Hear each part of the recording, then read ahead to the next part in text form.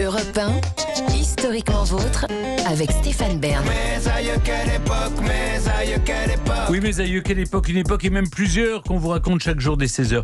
Toujours avec Jean-Luc Lemoine, David Cassel-Lopez qu'on retrouve dans un instant et aujourd'hui avec nous, Olivier Pouls, notre guide culinaire vivant, même bon vivant. Ça s'est passé dans le passé, mais c'est toujours présent. Au présent, on remonte au temps de la Grèce antique cet après-midi. On va découvrir avec vous, Olivier, le tout premier livre de cuisine de l'histoire. Ah oui, alors je suis certain que tous autant que vous êtes ici autour de cette table, vous avez forcément des livres de cuisine chez vous, peut-être dans votre cuisine. Quel est votre préféré? Tiens, il y en a un qui... Les sœurs cuillères, là, vous savez Les sœurs cuillères. Non, moi, je Parce que je ne sais pas, c'est Moi, j'ai grande un livre qui liste. s'appelle 50 recettes pour des sauces. Ah, c'est pas mal. ouais. Moi, j'ai Moi- tous les simplissimes aussi. Ah, voilà. Oui. ouais. Ouais, Moi, j'ai un best-of de cakes. Voilà, les meilleurs cakes. Et puis j'ai tous les Voilà. grands cuisiniers qui m'ont dédicacé leur Évidemment, livre de mais cuisine. vous ne Oui, refaites bah, jamais voilà. les recettes, mais ça, c'est pas grave. Alors moi, Ah non. je vous Mais c'est parle... trop intimidant. C'est beau, c'est beau à C'est vrai que c'est regarder. pas facile. Mais vous allez voir que, bon, avant d'en arriver là, il y a eu tout un process parce que je vous parle aujourd'hui du tout premier livre de cuisine ou de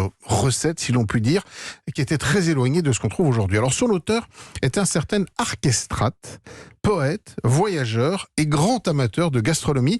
Il vivait au IVe siècle avant Jésus-Christ. Et vous allez le voir, il était pour le moins productif puisqu'on lui attribue plus de 1000 textes poétiques sur la gastronomie. Alors, hélas, seuls quelques extraits nous sont parvenus aujourd'hui, 56 exactement, qui ont été traduits. Il ne s'agit pas, malheureusement, de recettes précises. Il traite plutôt de conventions sociales à table, de l'art de la gastronomie ou des habitudes de l'époque. Il préconisait ainsi, par exemple, qu'on ne soit pas plus de 4 ou 5 à table pour pouvoir vraiment savourer les plats au mieux. Il n'avait pas tort. Et à la même époque, un certain Mytécos de Syracuse. Ça Ah oui. pose comme nom quand même. Mytécos Ça de sonne quand même comme une Syracuse. mycose.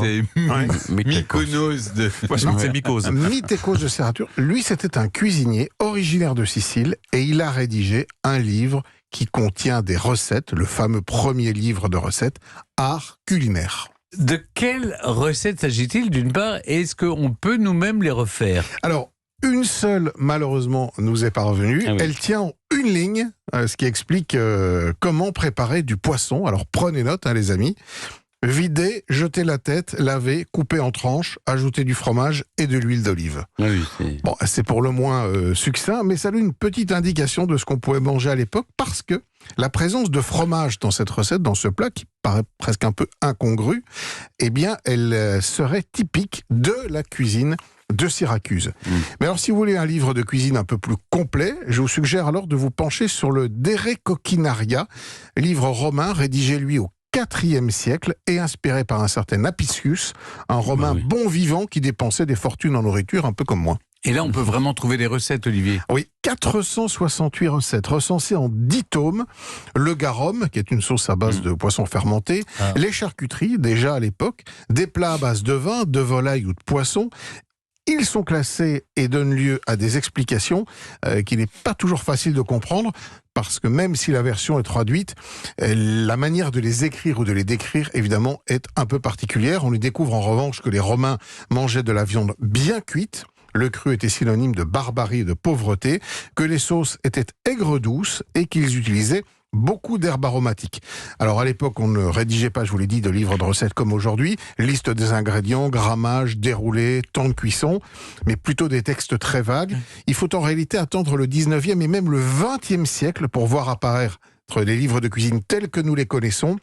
Même les célèbres ouvrages que furent l'Escoffier, le cuisinier François de Pierre-François de la Varenne ou les écrits de Menon manquent cruellement de précision. Fort heureusement, aujourd'hui, les livres sont précis, simplissimes parfois, et vous permettent vraiment de réaliser les recettes. Bien, merci beaucoup, Olivier. On vous retrouve ici même la semaine prochaine et demain autour de la table des bons vivants de Laurent Mariotte de 11h à 12h30 sur Europe 1. Et dans un instant, c'est le début de la fin, ou le début, tout court, comme vous voulez. Avant de partir, on remonte aux origines avec David Cassel-Lopez qui nous raconte le MMA. Ah oui, ça va faire mal. Europe 1, Historiquement vôtre.